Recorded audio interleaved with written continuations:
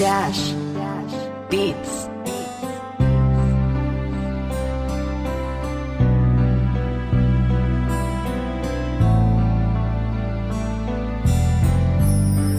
Di na maibabalik pa ang ating pagmamahalan, dahil ako na lamang lumalaban at kumakapit sa ating dalawa.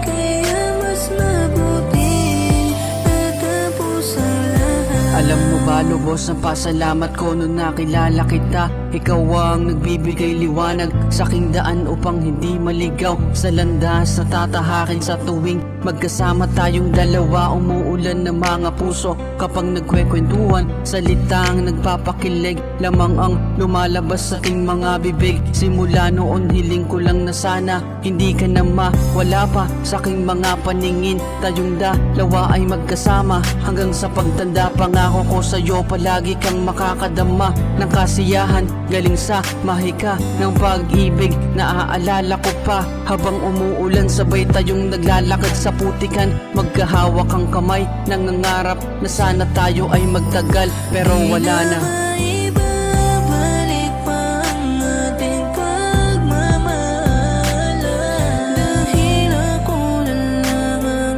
lumalaban at kumakapit sa ating dalawa.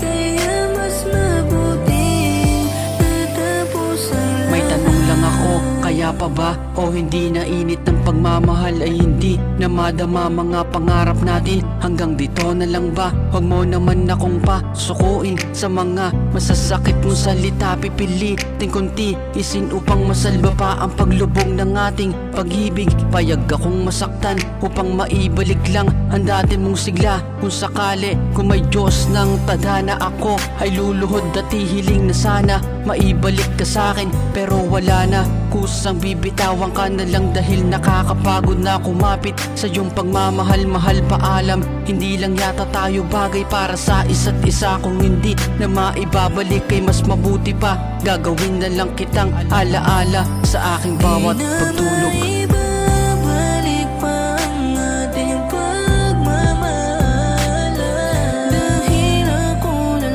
lamang lumalaban at kumakapit sa ating dalawa.